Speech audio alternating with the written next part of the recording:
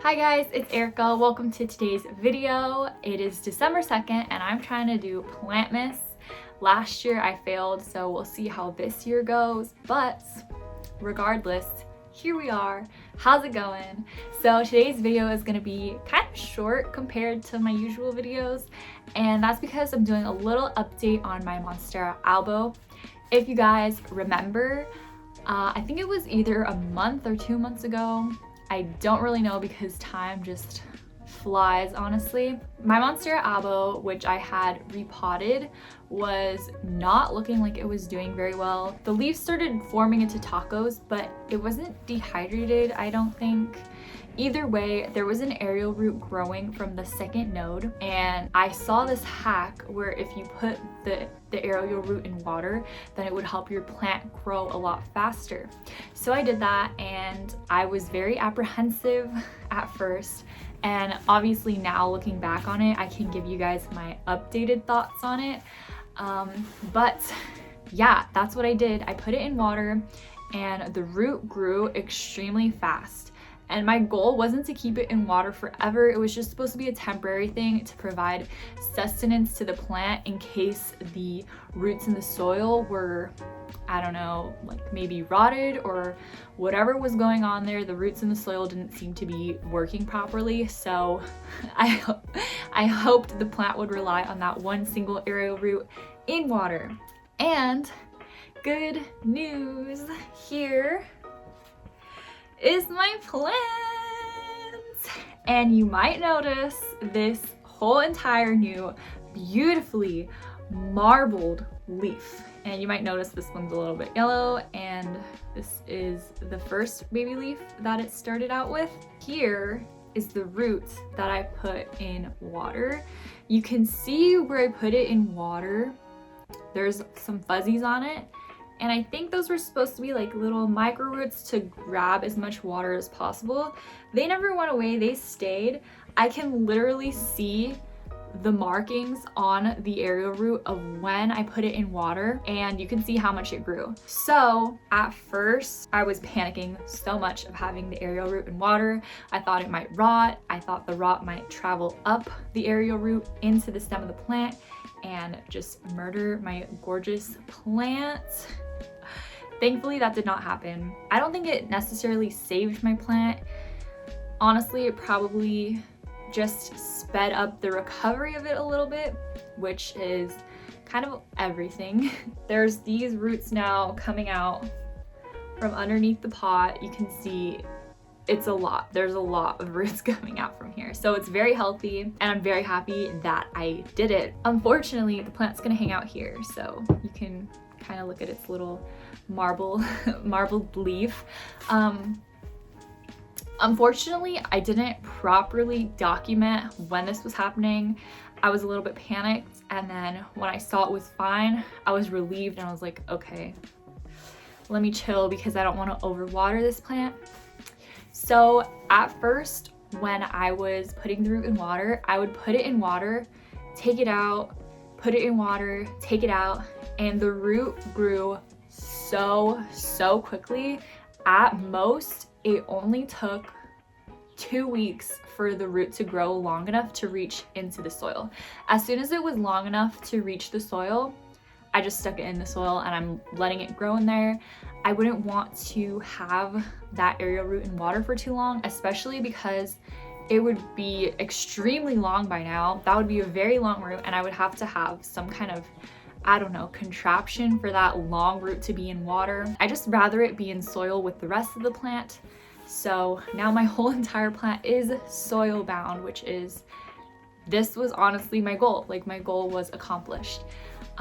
Recently I've been seeing this hack with little like tubes, like little test tubes put on every aerial root. It's fine if you want to do that, but I think it would be a hassle to keep up with because of how quickly the roots grow. Like, it's amazing how fast they grow. They're like growing before your very eyes. Every single day you can literally visibly see the progress. So I think that would be a lot of upkeep, and it's not really necessary. But I think the end goal for putting your aerial root in water would either be to propagate the plant or to eventually grow the roots down into the soil. And once the water root or the aerial root hits the soil, it will become a soil root. So I didn't want to have to dig up the plant to fit the root into the soil. I wanted it to be as seamless as possible. So as soon as it was able to reach the soil, I put it in soil.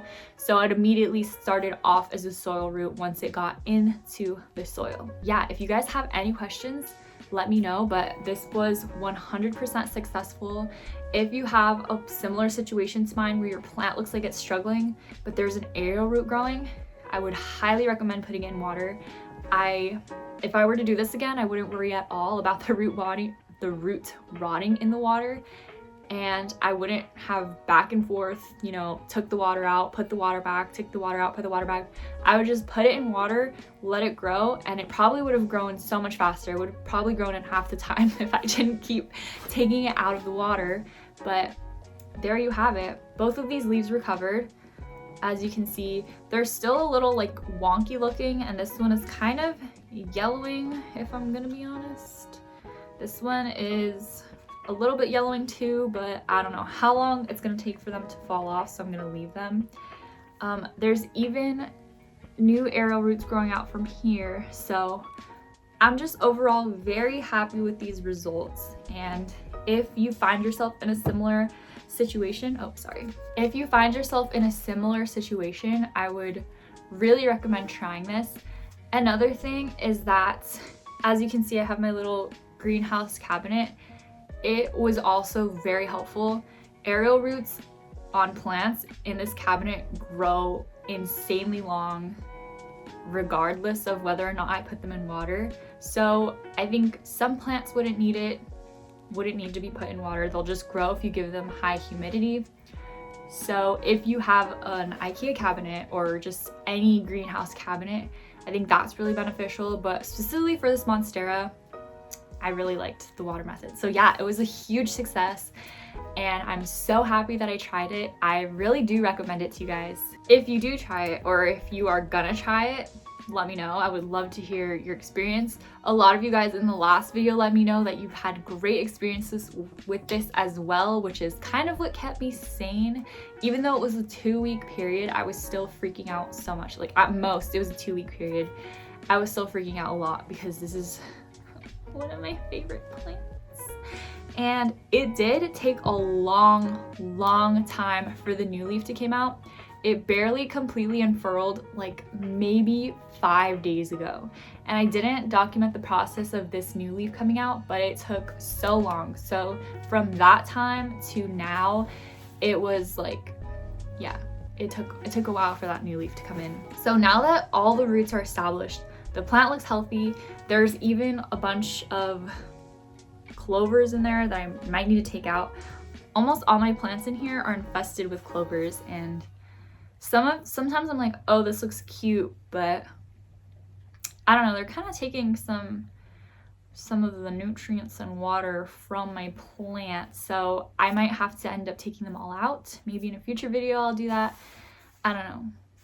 We'll see, but that is it for today's video. Thank you guys so much for watching. I hope you enjoyed it. I know this was a really short one, but I knew some of you guys probably wanted to see an update on that. Yeah, I'll see you tomorrow. Bye.